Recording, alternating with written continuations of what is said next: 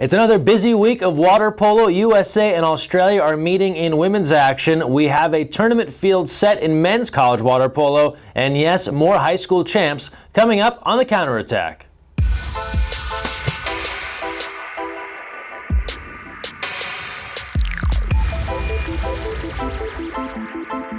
Hi everyone, Greg Mescall here. Thanks for joining us on the counterattack. We start things off with your defending world champions, the USA women's national team. They're in action this week, taking on rival Australia in a 3-game series throughout Southern California. 2 of the games already in the books down in La Jolla and in Los Alamitos. You can watch those on demand on our YouTube channel, youtube.com/USAWP. The final game of the series coming up this Friday on Black Friday. Do away with the shopping. Go out and see some water polo. 2 p.m. at Dos Pueblos High School in Goleta, California. The final of the 3-game set. We caught up with some athletes from Team USA talking about your support and why you should come out and cheer on Team USA. It's amazing. So many times we travel to so many different countries, and it's like so far away that like the only people there are really our parents, but to come have home games and have so many people here cheering for us, and like you score a goal and you just hear yeah, and you're like, oh, that's so awesome. Like I just want to play so much better for these people that are here to watch us.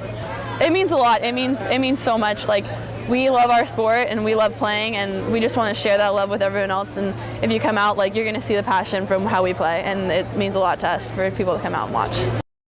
And now we turn to men's college water polo, and it was a huge weekend this past weekend as 4 conference championships played out across the country, and with it, 4 automatic berths to the NCAA tournament. We start things off first with the MPSF conference and the #1 team in the land, undefeated UCLA, taking on the Cal Bears. Winner moves on to the NCAAs. To the highlights we go on the Pac-12 Networks. They led by 3 at halftime. California rallied the second half when Gordon Marshall scored. Once again, UCLA led 10-7.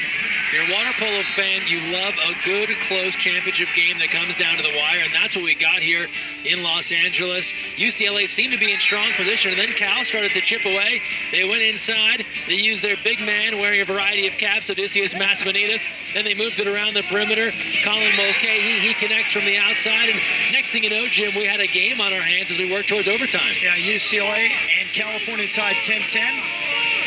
As California rallies with 3 down the stretch, Cupido got the equalizer. California looked like they were dead in the water. But then in overtime, UCLA calms down like they always do. Irving gets the first goal in the first overtime. 11-10 UCLA. And then they come back and go up by 2. And Fellner will put him ahead here. He came through at the very end when they needed him. That'd be your eventual game winner. Cal with one last rally as they tried to get Thomas Carroll going towards the goal. He connects there, but then a subsequent opportunity would go by the boards, and UCLA marches on. We're joined by Max Irving, who had a hat trick, including a goal in overtime. Max, this was a tough one for you guys today. Yeah, it was pretty tough. Cal was stayed with it the entire game. Even when we went up big, they just stayed with it, with what they were trying to do, and yeah, they kept it close throughout.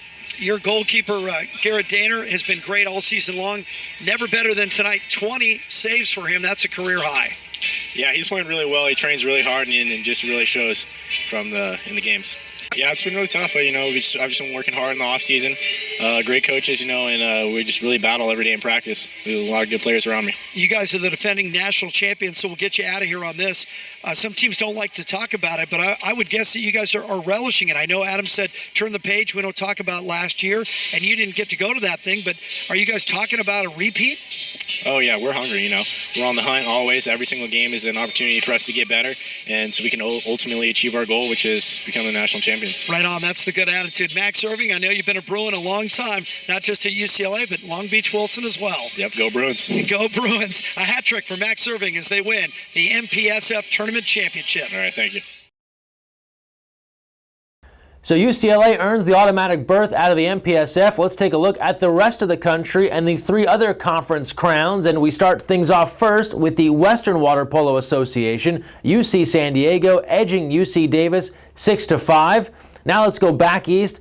Princeton topping Johns Hopkins. Shout out to Johns Hopkins, by the way. Division III club right on the brink of an NCAA berth, but it's the Tigers of Princeton winning 7-6, and then swing it back West Coast, the SCIAC Conference, other Division III schools, and it's Claremont Mud Scripps getting into the big dance. They defeat Whittier 12-11. How about all 4 conference championships, 1-goal games? That gives you an idea of how intense this competition is. And that led to our bracket. 6 teams overall. The other at-large selections, the Cal Bears, of course, the second-place finishers from the MPSF, and then USC Water Polo. This team's just never going away. 11 straight NCAA tourney berths. It continues here in 2015 for Jovan Vavic and company. Those are your 6 teams. Playing games coming up on December 2nd as the bracket gives you an idea. We then move to a Final 4 on the weekend of December 5th and 6th at UCLA. Live coverage on NCAA.com. Now let's turn our focus to the future of water polo, the 10 and under division. And for the first time ever, USA Water Polo will be hosting a 10 and under water polo festival this January 16th through the 18th, 2016. Of course, it'll be the Dare to Dream 10U Festival in Irvine, California. Registration is open now at usawaterpolo.org. No qualification required. First come, first serve. Get your 10U team involved immediately, and you'll have a chance to take part in the first ever Dare to Dream Festival. Now we go a little bit older than 10U, the high school ranks, and once again, a whole host of schools around the country fighting for high school championships. Heavy action in California as well as other parts of the country. Let's start things off first as we run through another gauntlet of high school champions. And we started off in the CIF and the Southern section.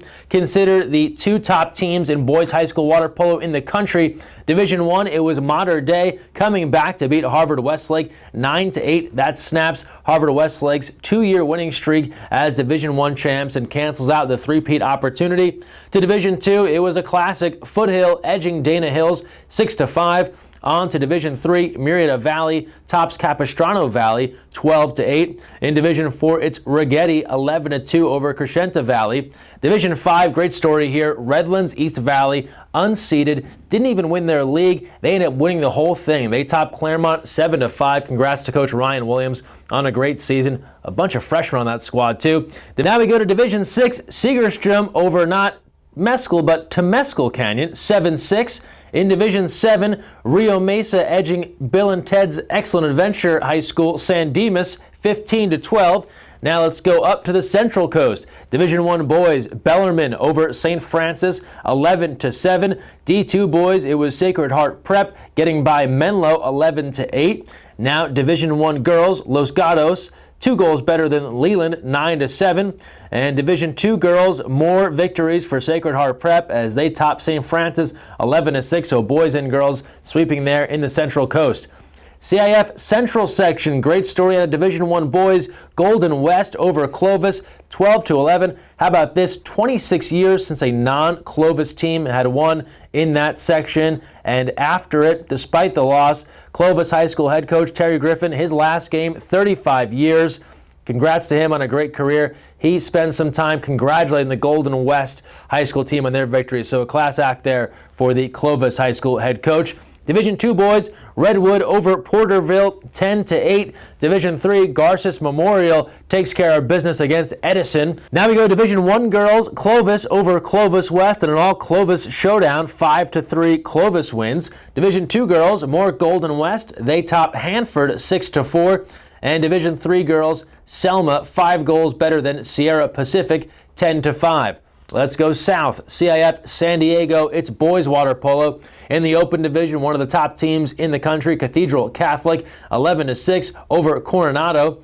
Division 1, La Jolla tops Valhalla, 10-2. Division 2 action, San Marcos edges Eastlake 9-8, just 1 goal better. And then in Division 3 action, it was Point Loma upending Bonita Vista 13-6. A little bit earlier last week, CIF LA City section, Palisades a dominant force in that section. They're all over Birmingham 19-3. Then we swing it all the way across the country. New England prep action. The Brunswick school back at it. They defeat Suffield Academy 18-8 to take the New England prep title. And then we go to Hawaii, the ILH championship, the de facto Hawaii state championship, and Punahou, a dominant effort. They blank Iolani 15-0, and those are your high school champions for the fall season throughout the country. Congrats to all.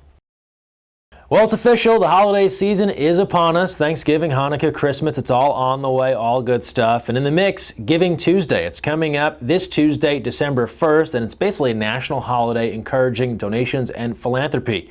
As a not-for-profit organization, USA Water Polo is a big supporter of Giving Tuesday, and we can use your help. You can pitch in to help our national team athletes as they work towards their Olympic dreams in 2016. To represent my country means everything. I mean, as a kid, being able to see my father coach an Olympic team and see these Olympians train and give up their lives and sacrifice for their country is something I've always wanted to do.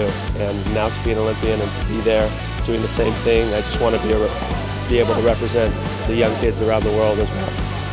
I feel nervous and excited to be getting this opportunity and to be playing against such great competition, but I'm really looking forward to it. One goal, one dream, Rio! Make sure to visit usawaterpolo.org this coming Tuesday, December 1st, and learn how you can make a donation to help Team USA. One anonymous donor is going to match one of your donations up to $5,000. So mark the calendar, December 1st, Giving Tuesday, and we appreciate your support. And now we'll close out the show as we do every week with our social media send-off. And once again, we encourage you to share the best of what you have on social media using the hashtag counterattack and tagging us at USAWP. We start things off first with the Olympic Development Program out to St. Louis, Missouri, and some great training here going on thanks to the Lori Kimberly Twitter account for sharing some of the inside action. Then it was a big week for Team USA athletes at the NBC promotional shoot, getting ready for the road to Rio. Ashley Johnson, first, she's new to Twitter. Good job, the Ash Johnson, sharing some of her fun there. From there, Team USA was down in Brazil, and one of the great tourist attractions, Christ the Redeemer. Team USA posing for a photo as they get their feet wet in the Olympic area come 2016. Then to Tony Azevedo. We know his skills in the pool, but how about him on dry land? Check out the Samba skills on the road to Rio. And then last but not least, more promotional fun. Maggie Steffens hanging out with the BuzzFeed crew. All kinds of wacky antics going on there. Maggie having a good time with those folks. And we want to see the good times you're having on social media. Make sure to share what you have. We'll share it here on the program. But that'll do it for this week's episode. Thanks for watching. And don't forget, when you're on the counterattack, always look weak side.